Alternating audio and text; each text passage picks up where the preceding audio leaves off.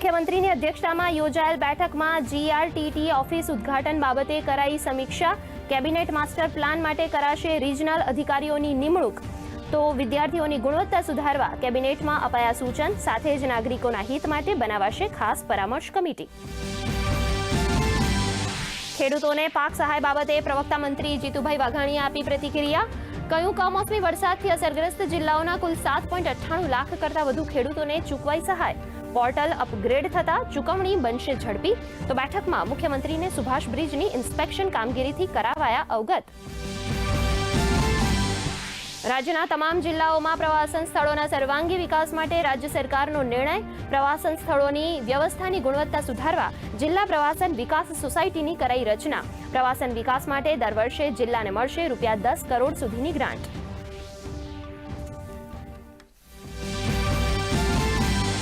મહિલા અને બાળ વિકાસ મંત્રી ડોક્ટર મનીષાબેન વકીલના હસ્તે બાલિકા પંચાયત તાલીમ મોડ્યુલનું કરાયું વિમોચન। તાલીમ મોડ્યુલથી સક્ષમ બાલિકા સશક્ત ગુજરાતનો ઉદ્દેશ્ય થશે સાકાર। બાલિકા પંચાયત જેવી નવતર પહેલ શરૂ કરનાર ગુજરાત બન્યું પ્રથમ રાજ્ય।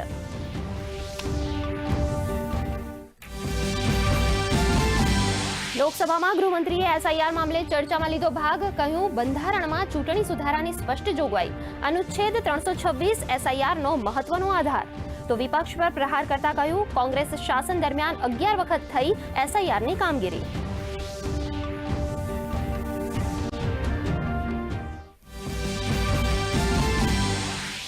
રાષ્ટ્રીય માનવ અધિકાર દિવસ પ્રસંગે આયોજિત કાર્યક્રમમાં રાષ્ટ્રપતિ દ્રૌપદી મુર્મુએ લીધો ભાગ। કહ્યું, સમાજના છેવાડાના લોકો સુધી પહોંચવી જોઈએ સુવિધાઓ। માનવ અધિકારથી મહિલાઓ બની સશક્ત।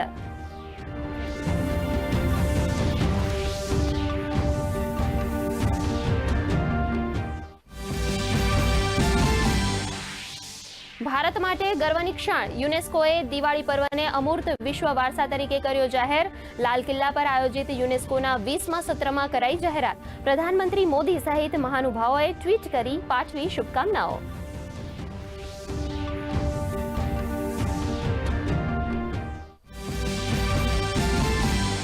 સુરતના રાજ ટેક્સટાઇલ માર્કેટમાં લાગેલી આગ હજી બેકાબૂ। 3 થી 4 ફાયર જવાનો સામાન્ય દાઝ્યા। સિન્થેટિક કાપડના કારણે કુલિંગ પ્રક્રિયા દરમિયાન વારંવાર આગ લાગતી હોવાનું જણાવતા ફાયર જવાન।